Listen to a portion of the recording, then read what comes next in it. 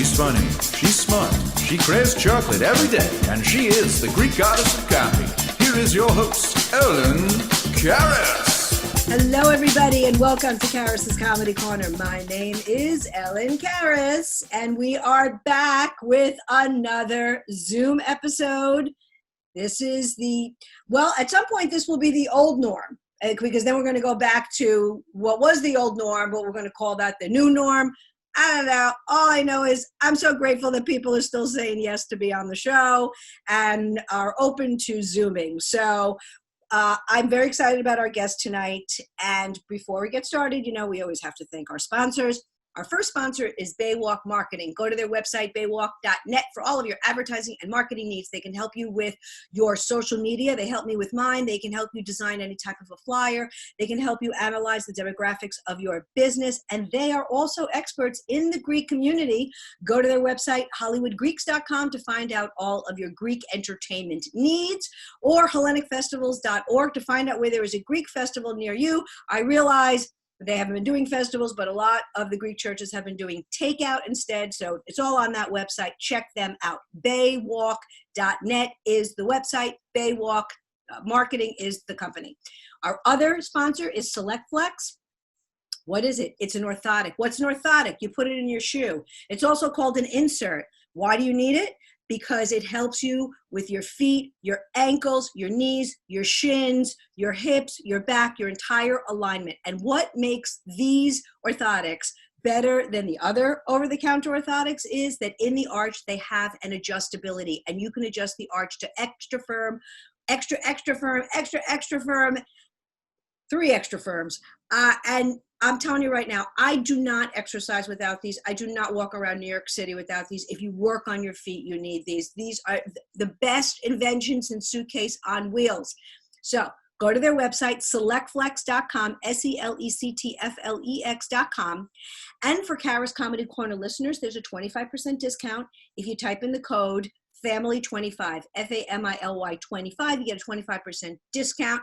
We thank them for their support. Get it? Support. I just made that up. Okay. I am very, very, very excited because we have a beautiful young woman who is running for New York State Assembly person, for New York State for the Upper East Side, District 73. And we are going to find out once and for all what the boundaries are to District 73, because a lot of us live in neighborhoods for decades and we have no idea what district we're in, who's our council person, all that. And let me tell you something. If you are a New York City resident in Manhattan, you live on the Upper East Side, even if you don't live on the Upper East Side, if you live on the West Side, but you got friends on the East Side, or you live downtown, you need to know this woman's name and send them this podcast, because I already have scratched the surface as to where she stands, and we're all going to be in agreement. Trust me. So without further ado, please, I like to say give it up. Welcome my guest, Judy Graham. Thank you, Ellen. It is a pleasure to be with you. And may I just say, I need a pair of the orthotics from SelectFlex, yes. Right? Okay. SelectFlex, because of all the running I'm doing. I'm running a campaign. I'm running all over. I'm running here. I'm running there. And I have to tell you, you can't shake hands these days, but you can still run. Right. And yeah. I have to tell you, I didn't do this yet. I'm going to do it right now. So your trademark is red lipstick. Yes. So I love red lipstick. So I'm gonna go for it, girl. I'm gonna put one on right now. That's right. I love it. I listen. Oh, look at how gorgeous that is on you. Whoa. Brightens up your whole face, you see? Well, it's the dark. Yeah. Well, I mean, but you're wearing red, and then when you put the red lipstick on, it just, it gives life to the face. And people say as you get older, you should go a little more subdued. I said, forget it. You know what? You got all the time in the world once you're nailed into the coffin to be subdued, right? Brighten up and wear it and be cheerful and put your red lipstick on and strut your stuff. And, you know, down south, it's a very naughty thing to wear red lipsticks. They consider you to be a first class hoochie mama. I'm not kidding. You are just, it's very bad, very bad, very bad. Red lip. Well, actually, that, you know what?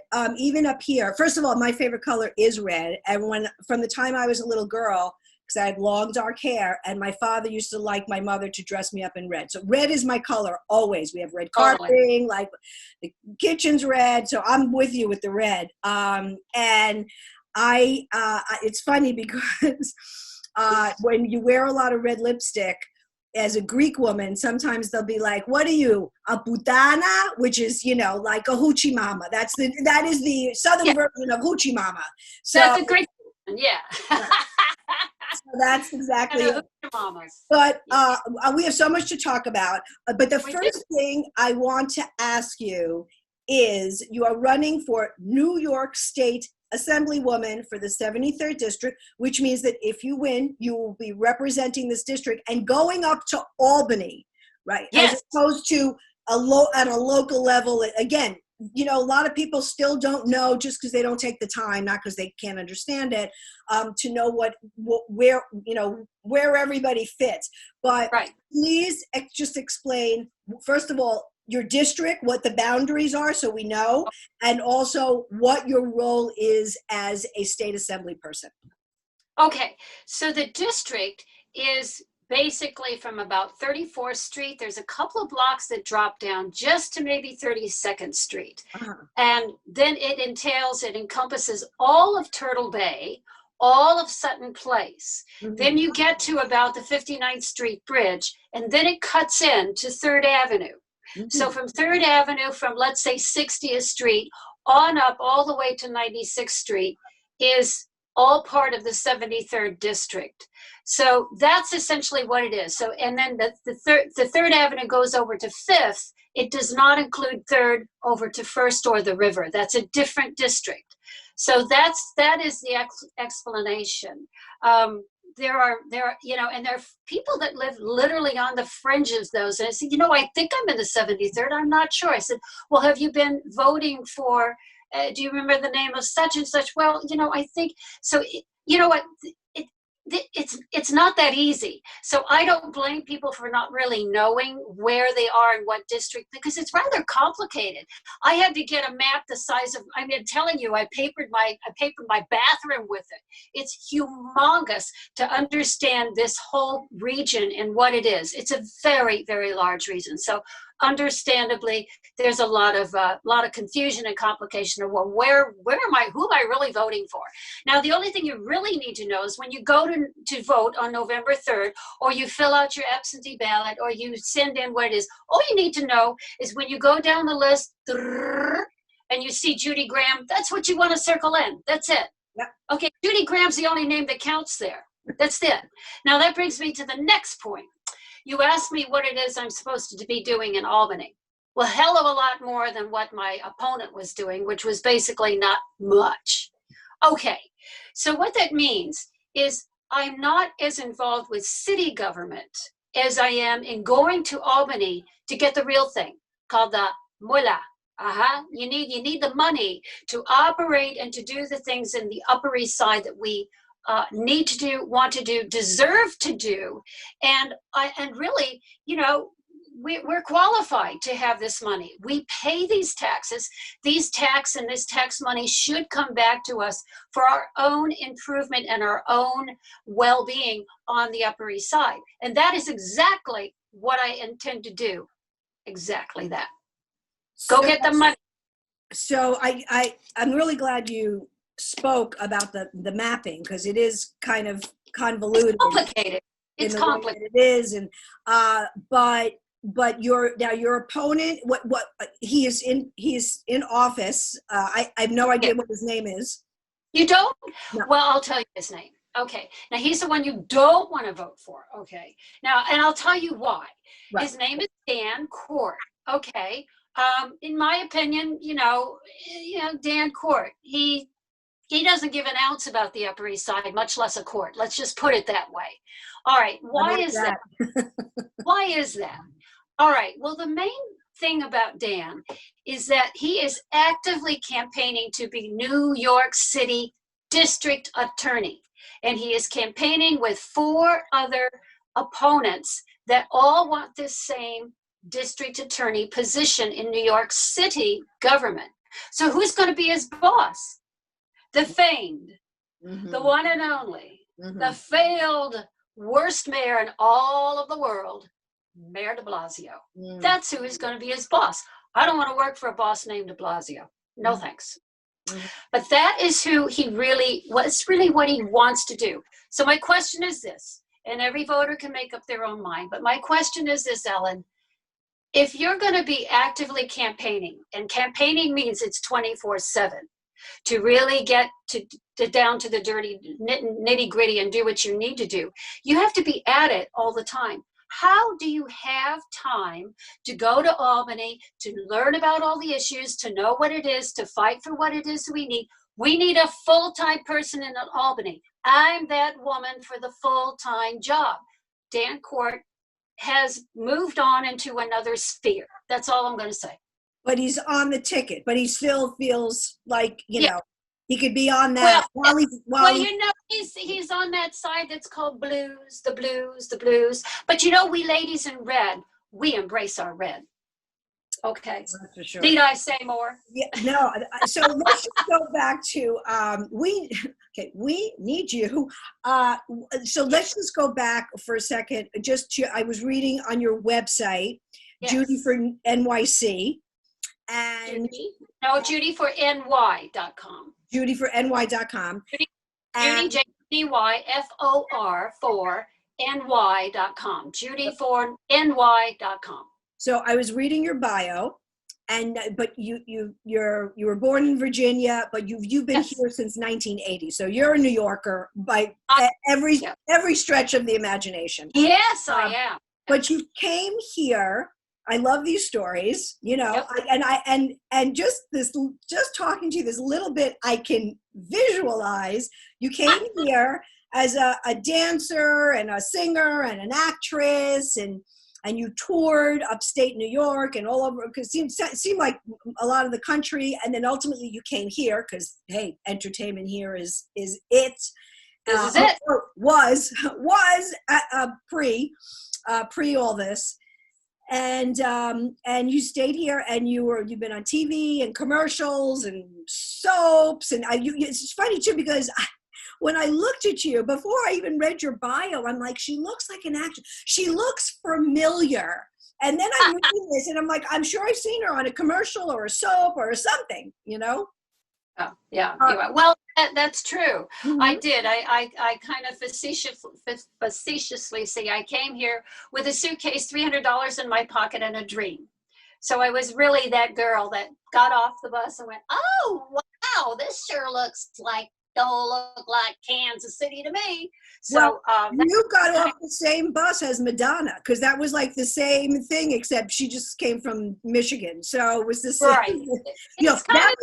That was back in the day, though, that you could do that you can. Well, very little money.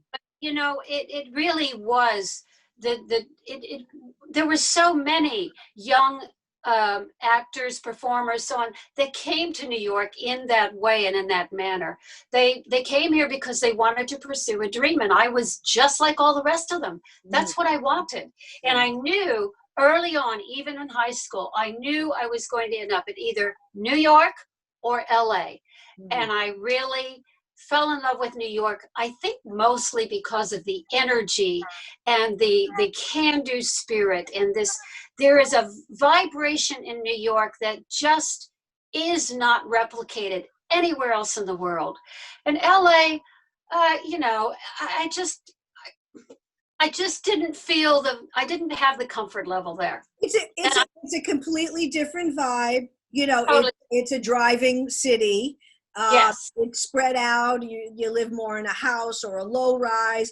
Things tend to roll up and close a lot earlier. It's just getting around is different. There's no subway. I mean, it really is just it just depends on what you prefer. It doesn't mean they're different, but it's just Oh, no. what you prefer. But LA has changed tremendously. Also, I've been going out Yeah. for years, and talk about homeless and people that I know have moved out because it has become so expensive, because I've been a stand-up comedian and an actress for a long time, and every time, although I personally was never going to move to LA unless there was really something to go, because I'm a native New Yorker, my whole family's here, and it's got to be a really good something for me to leave.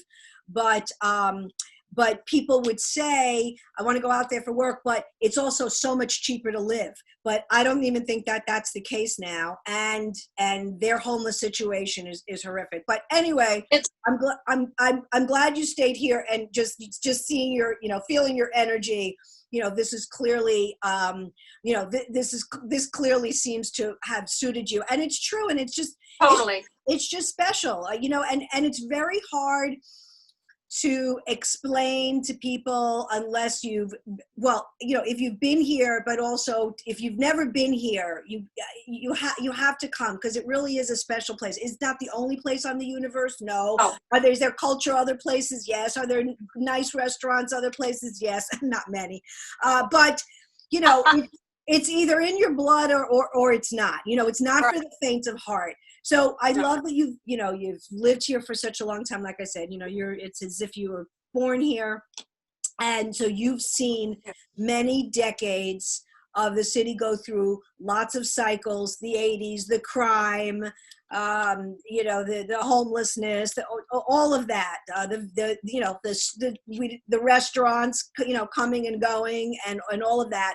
But the difference is technology, number one, has made a big, dynamic, and second is it feels, because I was a kid of the 70s, it feels like this is so much worse. It's even more dangerous. It's even more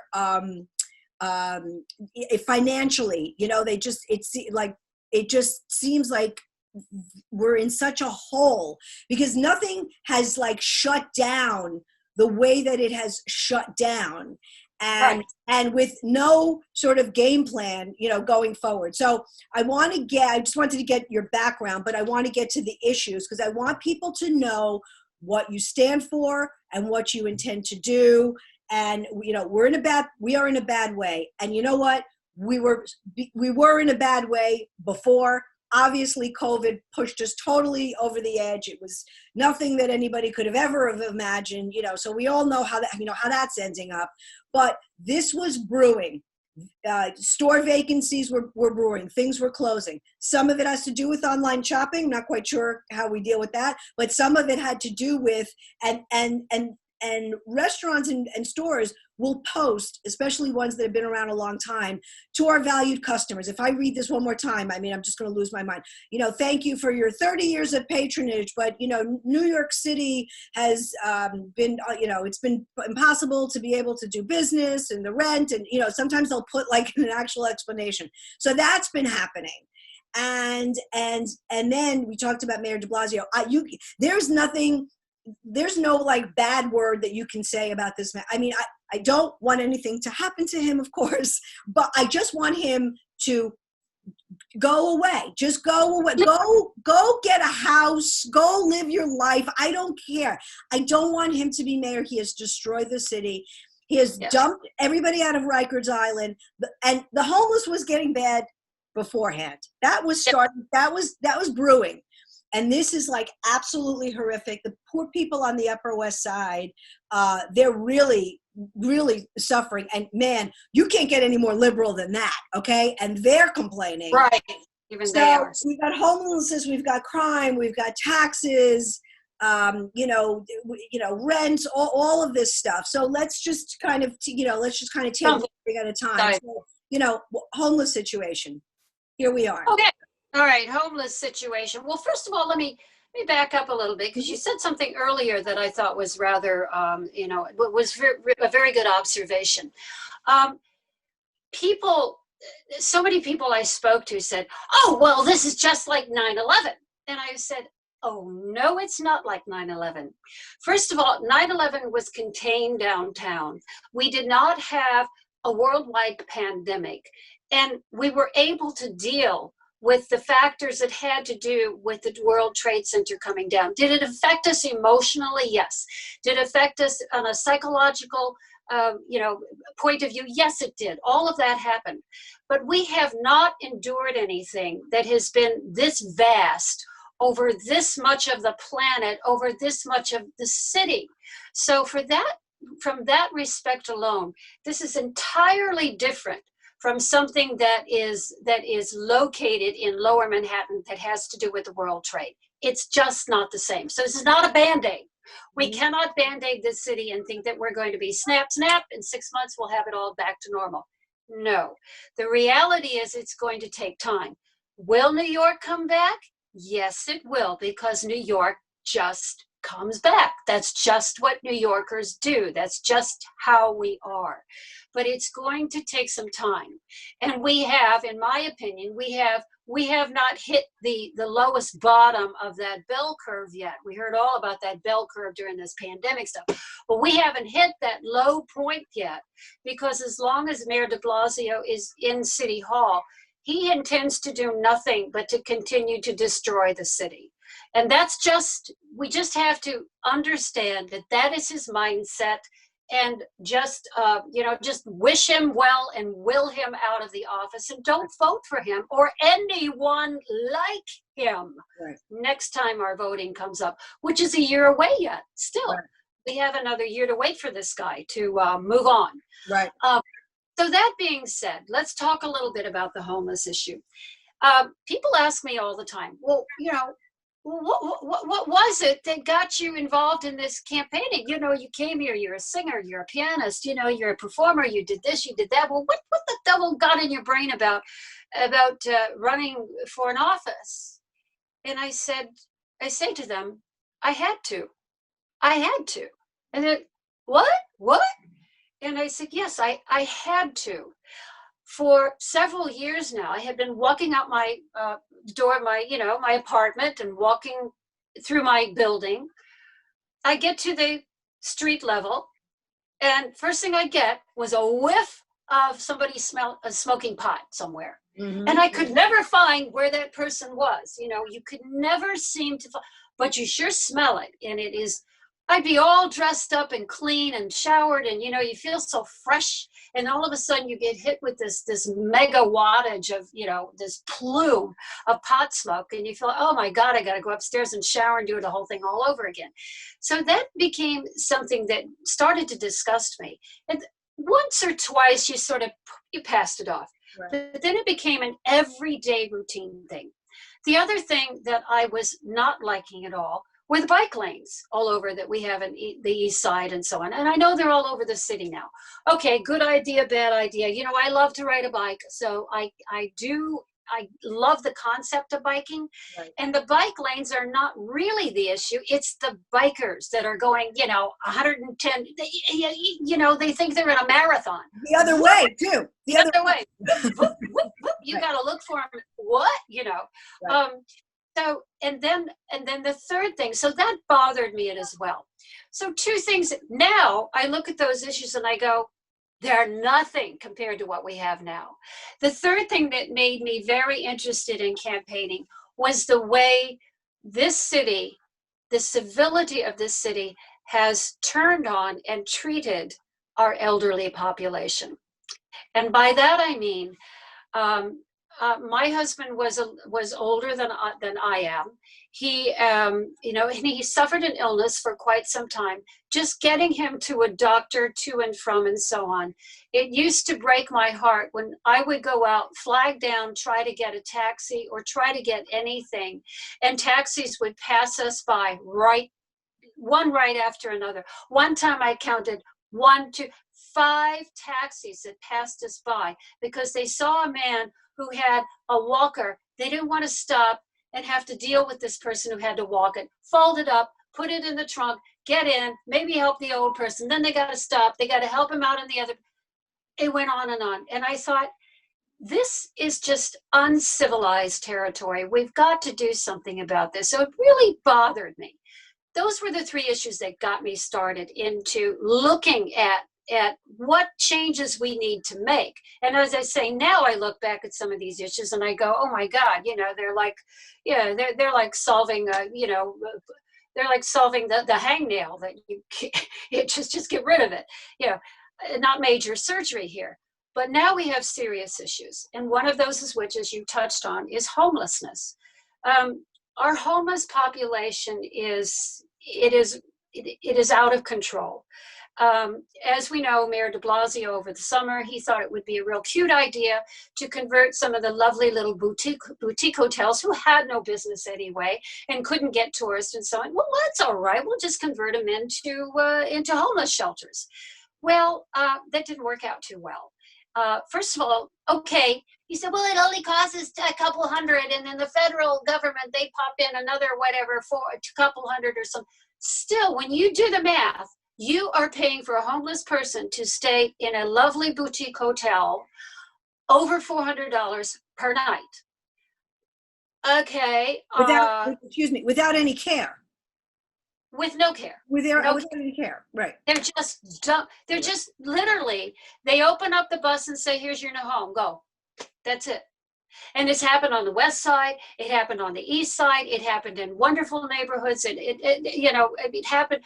So you had homeless people that were right next to you, literally were moving in on a day when you had no idea what just happened. Residents there were going, what? No forewarning, no discussion, no anything. It was just a carte blanche. This is what we're going to do. And this has been the extremely arrogant behavior that the mayor has exhibited over and over and over again. He thinks it's a kingdom. Yes, he does. Yeah. He does. So our problem with the homelessness is, I feel it's a threefold problem.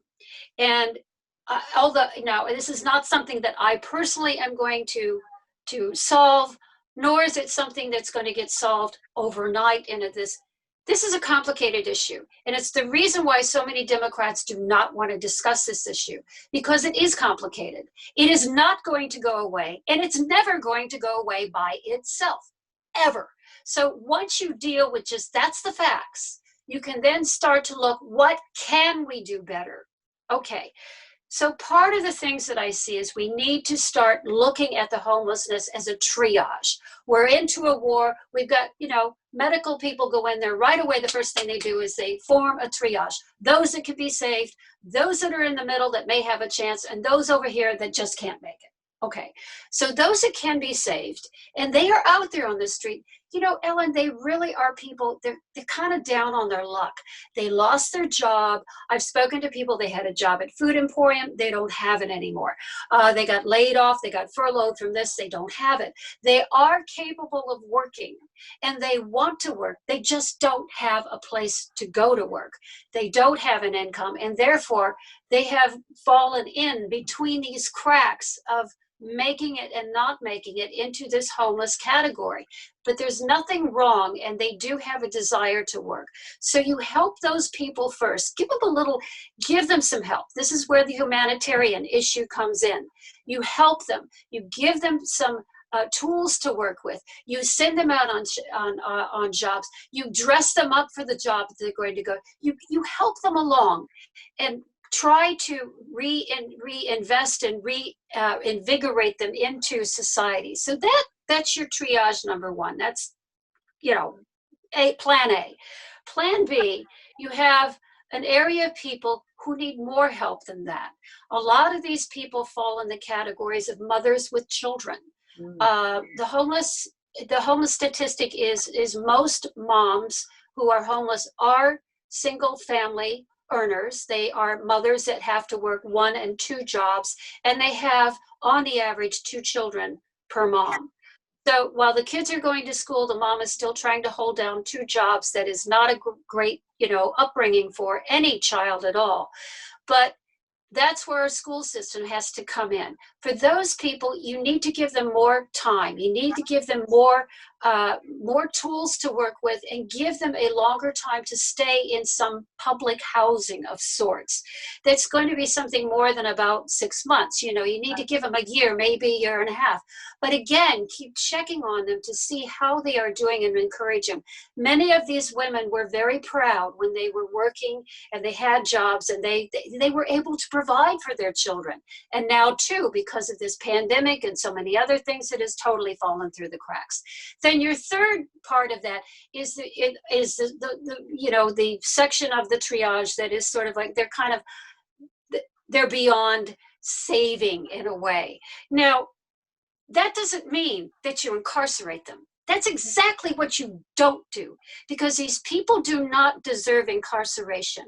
They deserve to be handled from a humanitarian, institutional manner. And that's where, again, they are mentally, unstable. There are issues that come up. So that's what makes so many of the homeless that we find on the streets, they become violent, and they don't know why, because the personalities have not been developed. So they don't belong on streets. They belong in an area and in a confined arena where they can be watched by professionals and not be thrown out. They're as uncomfortable out there as we are interfacing with them, and with good reason. They have no idea that they are literally using mailboxes as public urinals. They don't know that what they're doing is that they're taking up public housing on the streets and making it their homes. They are just, they are people that need to have a lot of help, but there is no help on the street except more sadness and more crime. What winds up happening is that somebody looks half dead, and you call 311, and ultimately somebody will come and they'll pick them up and they'll take them to some, and there are, I'm assuming that we still have shelters, but the problem with the shelters is nobody wants to stay there because they're afraid for their life. So it is that. It's also the fact that the reason why so many of them were let out of, so-called out of the shelters, because they were afraid of getting COVID from one another, which was the same excuse we heard about Rikers Island. Well, but before all that, right? Before, right. Exactly. This has been a problem for quite some time. And the other problem about homeless shelters is they're overcrowded. They are just packed in there like sardines. Well, how can you possibly have any sense of humanitarian or have any sense of feeling like you're a human being if you're just smacked in there like a bunch of, just literally sardines smashed together? I want to ask you this quick question, and then I want to move on. But, this is the first time I've heard anybody lay out any type of a analysis as to what is going on with the homeless. But what I wanted to ask was, from their how can I even say this? A lot of people say, well, you just don't want them in your neighborhood. Where are they supposed to be? So a lot of the people, anybody that's interested, go to the Upper West. I don't realize we're campaigning for you on the east side, but again, we are one city. We are, yeah. And this could easily happen here, and we do, like you said, we do have a couple of hotels, but it's not. It seems like it's. I don't know. Maybe it's not. Maybe because we're a little more spread out. I don't know. But it's really. We have more than you think. It's really bad there, and what's happened is that it's Upper West Side for Safer Cities. They're being called by Helen Rosenthal, who I think is a city councilwoman there. They're being called racists. Okay. Yeah. I'm sorry. Did I mention the Upper West Side? I mean, it just blows my mind. And now they're outraged because they're like us of all people, and they're just beyond. And that's not, first of all, calling names, one thing has nothing to do with the other. And by the way, homeless people come in lots of different colors. So, it's just, or the not in my neighborhood kind of thing. They can't be next to a school. They need to be someplace where it's a little bit more away. We have a lot of land. There's things there's, I'm sure, land that's been underdeveloped in Queens. I don't know. I'm not saying they should never be in Manhattan, but you got to find a place where it's safe for everybody. But I love what you said, and I also feel the same way. I mean, I think that there's people there, and they're down on their luck, and it's horrible. And this is where and let's get them to. There are jobs for them. You know, there are. So I mean, I think that's opens up. Yes, there are jobs. It's something that you know. This is an idea that Albany needs to hear. And make some money. And so that's what I'm going to do is go up there and fight Albany tooth and nail. And I just said, you know, hey, if I can't get the ear of Governor Cuomo, I will get him by the tail. But one way or the other, I'm going to get that guy. I love it. And make them listen that we have to have they're a bunch of rich Upper East Side New Yorkers. They're the number one, individual wealthiest people in the whole wide world, and I don't have to worry about them. Well, what the hell is he talking about? He was the one that was over the summer saying, oh, come on back, rich people, come on back. Yeah, I'll buy you a drink. As a matter of fact, I'll even cook for you.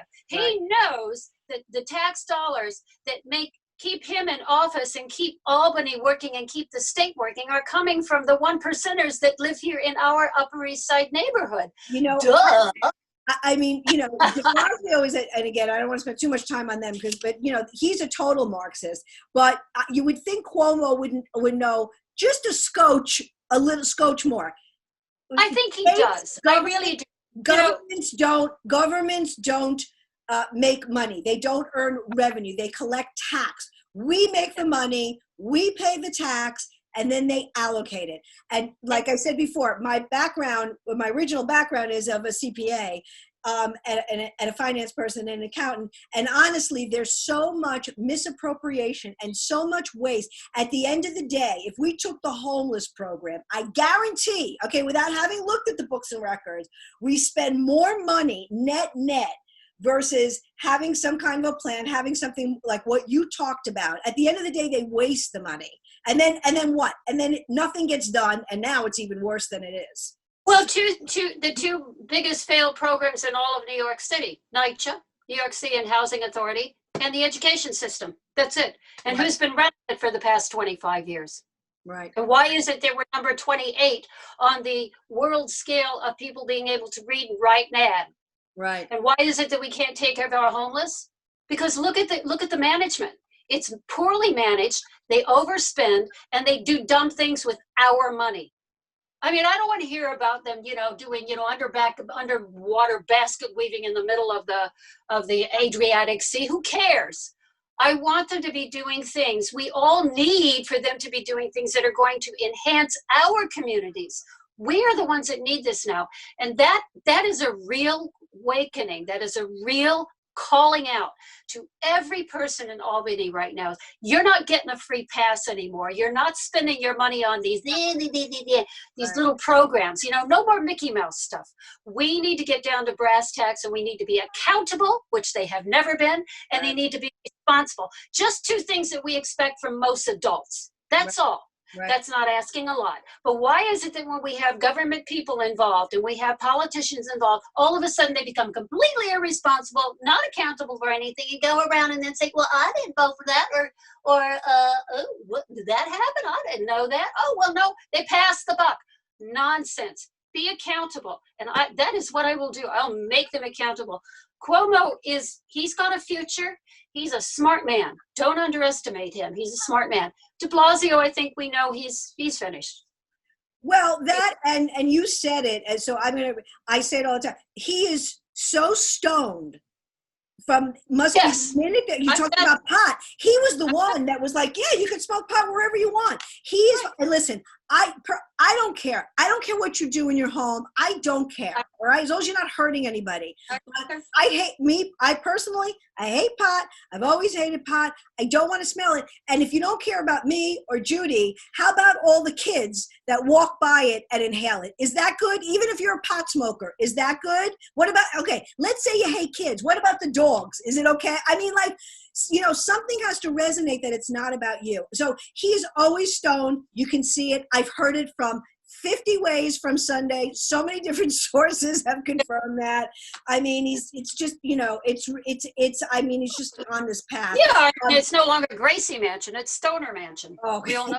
So let's talk about That's why he education. built it. That's why he built the gates, the fence so high along there. He thought he was going to, you know, sort of, you know, kind of cloud his pot smoke that's going up. He's like a teepee. It's like going right up out of there. Anyway, you know, we all know he's. I know. And you can, and you, by the way, Bill, we can see it in your eyes, just so you know. Well, that's it. That's the whole thing. You can tell he's not. You can tell when he's had a good old night out. You can tell he's had a good old smoking, stoking night. What about right? What about education? Okay, so I have two nieces. They're in the public school system. And I've talked to I have friends and whatnot. I mean, it's and you know what? Of course, we give some leeway to this pandemic happened. Nobody was prepared for. We understand that. Okay, nobody was asking for a miracle. We get it. But we've gone all summer, and listen, if you talk to also parents, you know, even pre-COVID, you know, the technology was not up to snuff. Some of the programs, I mean, and again, I realize this is New York City, but they have spent a lot of time on what I heard were more about agendas and all kinds of things that, you know, we need to teach our kids the basics. We also need to teach our kids, of course, that kids are different, situations are different, families are different. I mean, we're a city of different races and ethnicities. I'm Greek. I grew up immigrant grandparents and all. I get it. And I agree with that. We're not homogenized here. But from what I've seen from my nieces and their curriculum, way too much time was spent on social issues as opposed to things that they really should be learning. And now, and it was very obvious that from a technology perspective, they were really behind, because when they got, you know, when he finally said, you know, they can't go to school anymore, in school, they were not prepared for Zoom. It wound up being an abomination. These kids, honestly, whatever grade they were at, they just eked it out. There's no accountability. It's just pass, fail, this, that. Okay, fine. An unusual time, and again, we can all have we can all give a little bit of measure for error, you know, a room for error, and we get it. He had the whole summer, okay? And they went back, and then it was pushed back, and this and that. Meanwhile, the parole, and I'm not saying that this is perfect, but the private schools and the parochial schools have managed, at least they're way ahead. They also have old buildings. They also have old facilities. Very, very frustrating, number one. But to get back to my point about pre-COVID, because I really want people to understand what I'm talking about. There's the charter school system that, of course, the union does not want. By the way, let me give a caveat. My father was a New York City school teacher. My aunts, uncles. I'm a family member. I understand it. Okay, and there's a lot of really great teachers, but it's a very hard system to work in, whether it's lack of funds, whether it's lack of support, whether it's a curriculum that really isn't matching what they really should be teaching. This whole core curriculum is really weird. And math was my strong suit. If I can't help you with an algebra problem or math, that's a problem. You know what I mean? Like, that's the one thing that I actually do well. And when I sit down and I see that. So, and also to just get to the kids, the poor areas where the money is not going to, that's disgusting. That is, I completely agree. There is no reason. Everybody should be getting a good education. We pay so much in tax dollars. You should be getting, everybody, doesn't matter if your family makes $5,000 or they make $500,000. If you're in the public school system, you should be getting the same education. And that's a horror. And that hasn't changed in decades. Largest amount in the world goes to New York City education program. Mm-hmm. They are failed, as you pointed out. there's failures all around, and to point the finger again. Stop pointing the fingers and just start taking responsibility here. Part of the issues that are happening, and I will say this, go out right there on the limb because they don't like me anyway, is we've defunded the police. I say defund the teachers union. There's a lot of rubbernecking going on in there, a lot of rubber rooms and a lot of this and so on. Teachers, it's those teachers who don't want to teach, who are that afraid of COVID, get yourself a substitute teacher to go in and teach your children. Make yourself, come on, this is common sense. What's the matter with you? Stop using the system as a reason why you don't want to have to go back to school for various reasons and so on. Our children need an education. This is the other thing I have to say about education, especially with the ones who are on the fringes and don't get what they need to have. Yes. Kids depend on schooling for more than just their education. They are growing. Their minds are growing. Their little bodies are growing. Everything about them is growing. They don't get food when they go home. Many of those children get, if they're lucky, they get maybe a snack at night when they go home. Many of them don't even get that.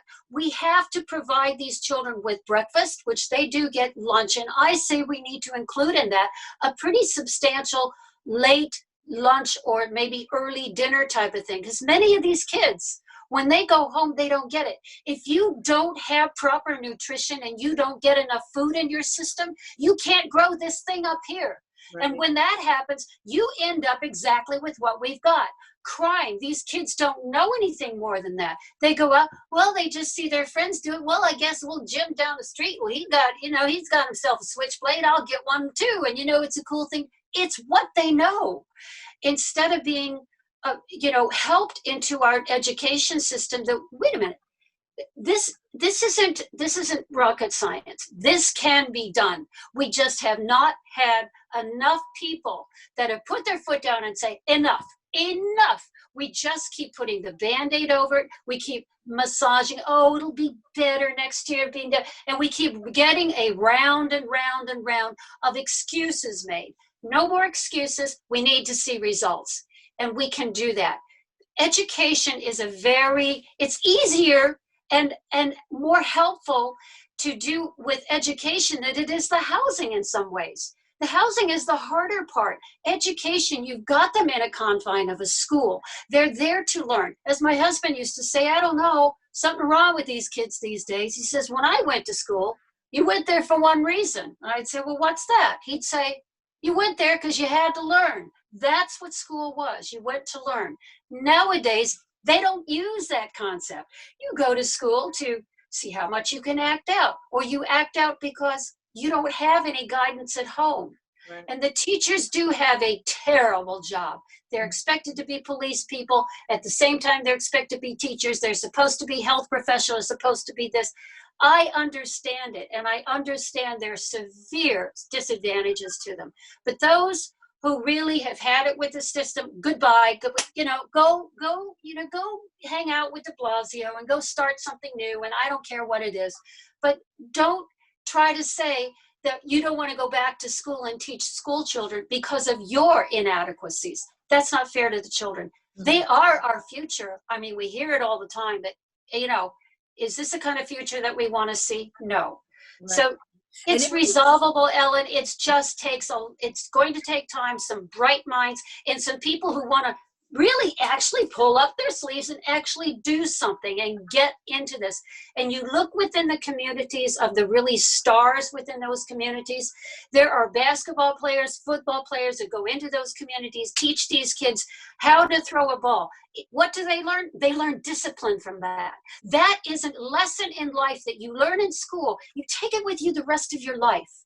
These are wonderful life lessons that you learn, instead of things that are like, I didn't get that ball, or, I have to steal it from this one. No, learn from your life lessons to make you a better person. And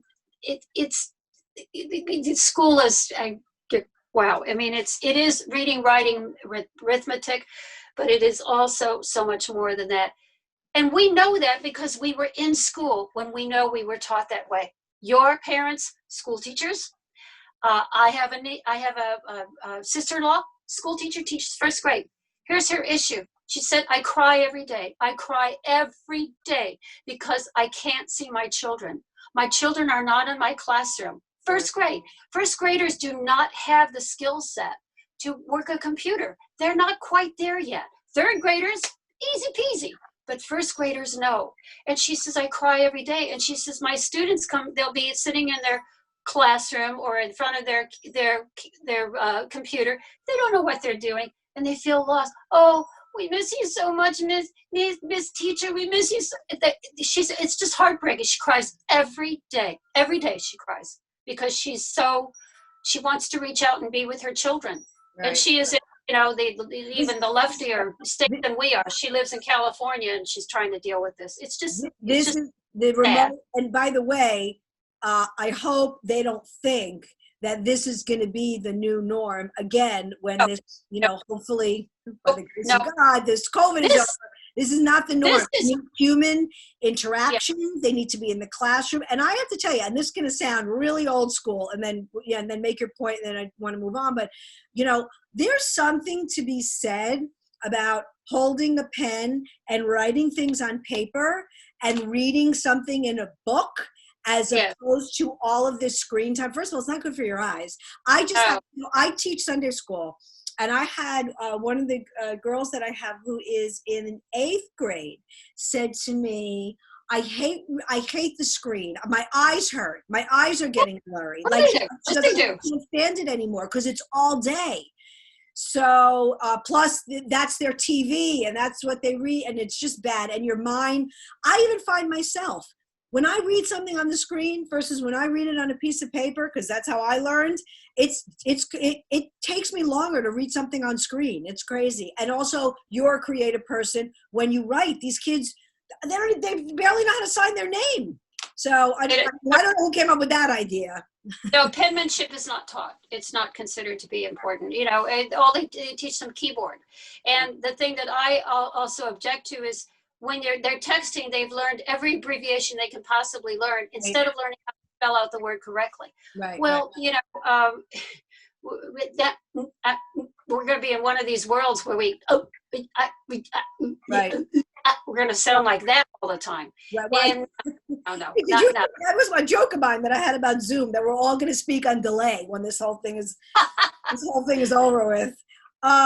So we've talked. So let's just talk about small businesses because restaurants. I mean, because that's a huge part of the Upper East Side, and that's something that you can really speak personally to, and go up to Albany to help and to fight. And so, let November 3rd comes. Judy Graham, New York State Assemblyman, person. You're going up. You're going to represent the small businesses. What are you going to do?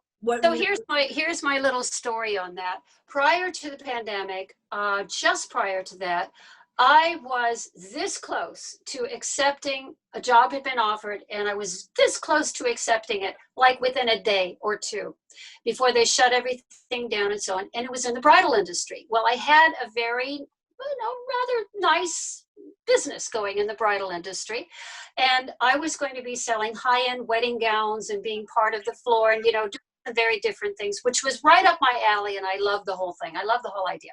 Well, of course, needless to say, pandemic came, and not only did I not get the job, but they closed the store. So hello, we have that. Here is my thing about small businesses, big business, but particularly small business. It's your small business that's your meat and potatoes. That's it. It is there are two things, and I call it my twin. These are my twin platforms. Number one, law. Without law, you have a city that is lawless. You have to have law to run a city effectively. So we'll leave that one right there. That's number one. Number two, and I say they're twins, so they can be interchanged. The second thing is business. And how do we bring back business to the Upper East Side? Well, one of the ways, and I will let you know this, I have just recently started a show on MNN, the Manhattan Neighborhood Network, and it's called City Matters. And it's all about bringing business back to the Upper East Side. And so I'm talking to people who are in the restaurant industry. They're telling me how they are working their way through this, how they are helping others. I'm talking to people in theater, which hasn't happened yet. Nobody can, but what are you doing to plan, and how does this look to you? What are you doing now to survive? Talking to people who own pizza parlors, people who own liquor stores, people who own skin, hair salons and skin salons and all kinds of things, all sorts of businesses up and down. What are they doing to put into play, and how are they reaching out to regain that customer's confidence back? Because that is our biggest issue. The second thing is how do you keep these businesses going so that we can at least salvage what we've got here, even though we know we're going to have a little more fallout before it all gets said and done, settles down. But these are things that I am looking at, and I look into them very thoroughly. And these are the people that I interview every Saturday night on MNN at 9 p.m. Mm-hmm. So that's something that people can kind of look into. But beside that, Ellen, the whole issue about business is what I'm going to be, really stampeding Albany on. If they're not going to be helping us with our tax dollars that we deserve, we pay them, and we deserve to have them funneled back into us and so on. They're going to have to contend with not only Judy, who has the broom to clean up the Upper East Side, but they're going to have to contend with Judy, the witch, who's on the broom, and I'm going to be flying around. They're not going to like that scene at all. Just saying. Now that's where I am. I always say I'm the woman with the plan, the purpose, and the broom to clean up the Upper East Side. And that's what I intend to do. What can we do? I mean, first of all, people are leaving. I mean, that's a fact. Yes, they are leaving. Oh. City. So that's not helping the cause, obviously.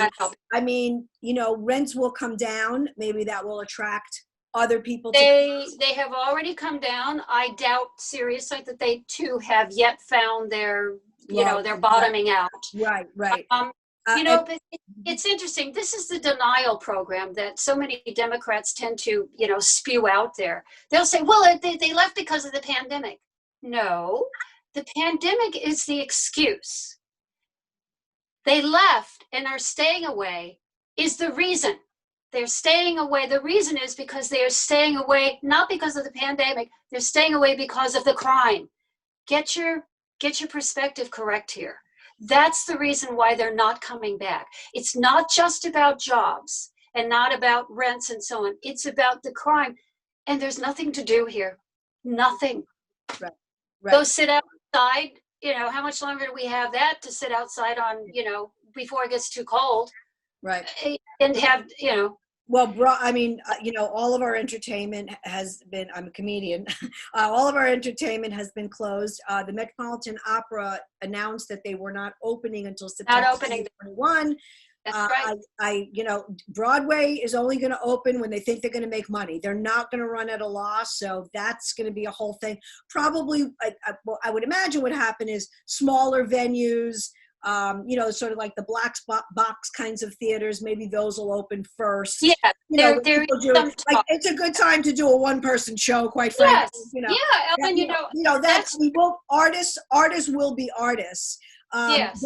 But as we know, tourism is huge in this city, so that's going to take a really long time to come back. You talked about the crime. I have to tell you something, and this is in your district, that when we were having riots here, which I can't even believe I'm saying, that's like coming out of it now.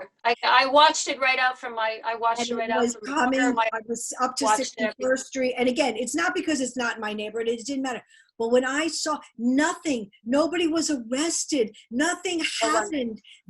And Judy, can I tell you that I was scrolling through Facebook and stuff and but there were some people that were like, oh, well, it's okay. Like with Macy's, like, it's okay. They have insurance. It's like, what planet are you on? Like, this is the thought. And this is like from a lot of young people that like, they don't get it. And it's all about social justice and this and that. It's like, it's beyond that. It's like beyond that. And you don't destroy property to make somebody else's property to make a point. And let me just say this. If it was about Black lives and whatnot, then why did you go up to the Bronx and set Fordham Road on fire, where all of those store owners are Black and brown people? These are you've ruined their lives. They're thugs. It's terrorist group. I'm glad that the president claimed Antifa to be a terrorist organization. They're being bought. I don't know where the whole line of money, is, but it's someplace. And they've come here and they've come for destruction, and they've done it obviously in other cities. But I never thought here, it just never right in the heart. And de Blasio did not do anything. That was my point. Like, they came in, but he did nothing. Nothing. He encouraged it. You looked at him with those stoner eyes of his. He was wishing he could be out there leading the band. He really thought, oh, what am I doing? Yeah, he was encouraging it. Right. My own nieces, like two of my very own nieces, told me that I shouldn't be concerned about people like Stuart Weitzman or Gucci or these other stores. They can afford it. They're so rich, it doesn't matter anyway. And I'm going, and how many of those people do they employ? Right. And how many of those people don't have, how many of those people would not have jobs if it weren't for those big employers like the Gucci's, the Stuart Weitzmans, the Fendi. Why are you so short-sighted in your thinking that it just seems to be a corporate thing, that just because they make high-end goods, that it doesn't affect the people that actually work there? Where is your temperament in all of this? And again, it all stems from the way so many young people have been taught, and they've been indoctrinated into this. And that's another whole hour, another whole 5 hours. Right. It's very, very unsettling. As one of my dear friends said to me, she has two daughters that are both millennials, and both of them very opposite. Well, they deserve this and that. They'd be out there with their BLMs and their this and their so on and so forth. And she said to me, she says, when I kept a good eye on my kids when they were growing up, I really did. I always watched them. And I know she did. So she said, I didn't realize, I thought that what they were being taught in school was the way we were taught in school. There was this generation where things got off point. And we as older adults, with the generations coming up in their 20s and maybe 30, we didn't realize what was happening then. Now, pandemic or no pandemic, our eyes are wide open. So if we're not seeing what it is going on in our school system and making our teachers accountable, just like we do everybody else, then we are failing as citizens. No more of this, okay, this too shall pass. No, this too shall not pass unless you do something to protect it. And you have to protect our freedom. That's what I say to everybody about this election. It's not about Joe Biden. It's not about Donald Trump. It's about us. What is it that we want as a society? Mm-hmm. That's it, pure and simple. It's clean, it's simple, it's just, what do I want? What you just said before about the kids and learning was really what I was alluding to before, is that they're being taught a lot of other things than the basics and the things that they need to get through life, or again, what's important. And I think that there's a lot of agendas out there, and they don't belong in school. You can have your opinion as a person. That's fine. No one's telling you no, but that's not what should be in the curriculum, or you should be putting into the curriculum, voluntary or involuntary. So it's to be taught critical skill thinking. Mm-hmm. That's what you need, is critical thinking skills. And then you have the pleasure of knowing, I like this part, I like that part, I'm somewhere in the middle, I don't like this. This was what gives you the freedom to be the person who you are instead of the sheeple you have become. Right. And also too, with school, with New York City public schools, what I have seen is if your kid is a mainstream learner, if they can sort of be a bit independent, it'll work. Not much for special needs, which is its own, whole nother challenge. Another challenge. So Judy, you are a Republican in New York City. You think my red lipstick, do you think that gives it away? I used to say, being a Republican in New York City was like being a Mormon. It's like being a Mormon.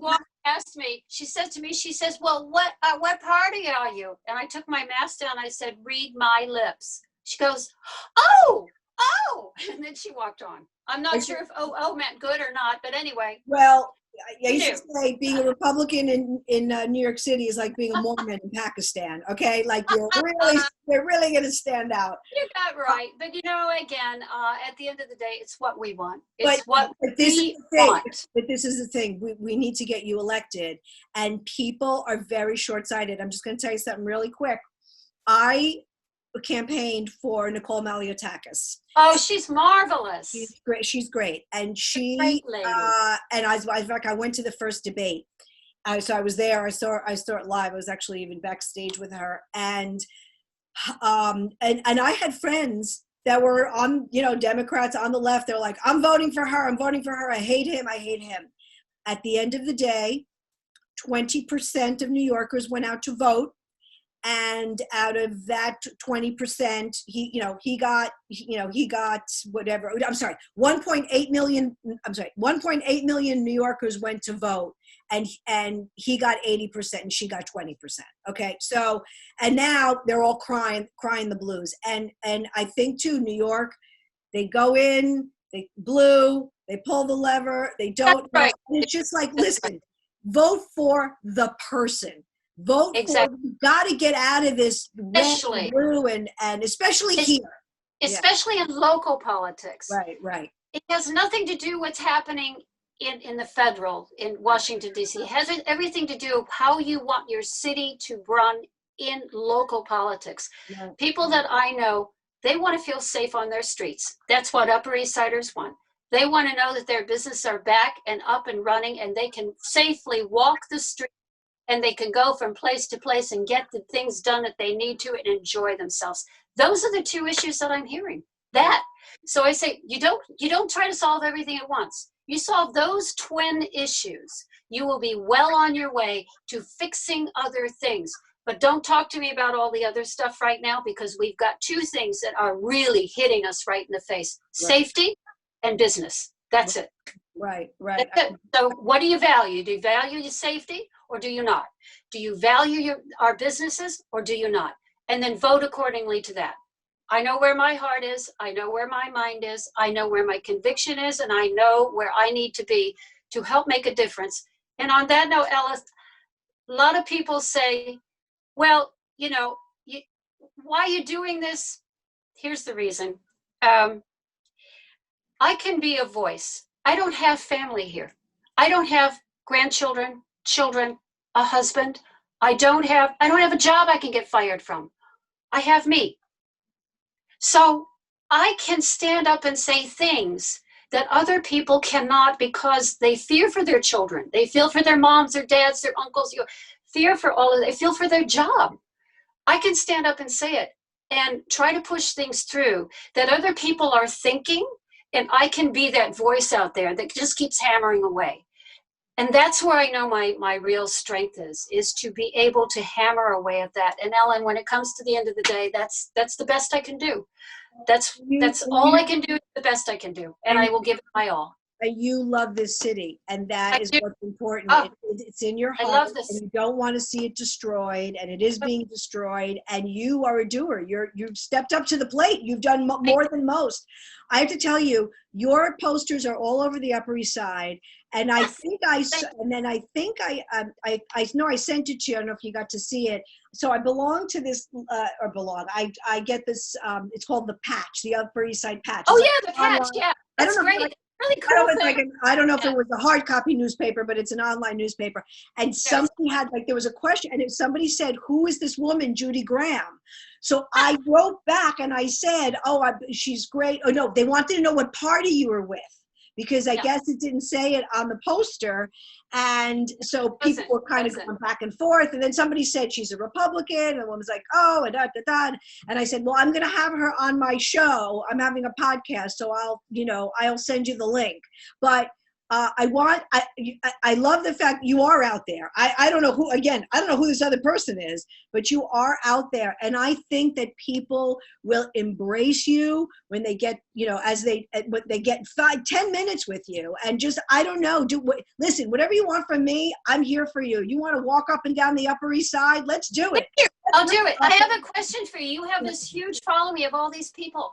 I have been asked that. What party are you, Republican or Democrat? Why don't we ask a poll out there? Do you want it on the poster or do you not? Would it make a difference to you? I'll be happy to do it either way. If it would make people feel like, okay, Judy Graham, Republican, that's fine. I'll put it on there. If you would rather that I keep it off, that's fine too. My first poster, and now I just got my second posters in, which is a different message, which you'll be seeing very soon as well. I didn't put it a Republican, Democrat on either one. Again, I want people to know, who is this person? Mm-hmm. And there is more about that. It's, who is she? Who the heck is Judy Graham? Okay, who's Judy? Who's Judy? Watch out. Who's Judy may be coming to haunt you. Woo. Oh, we got to get you on Good Day New York. We got to get you on. All right. Hey. We got to get you on Rosanna Scott. Oh man, I love well, that.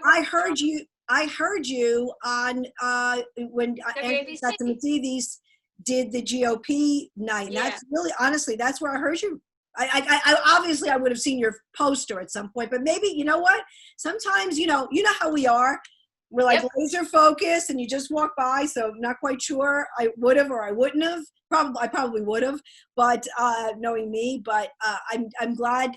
First of all, thank you so much for taking this time.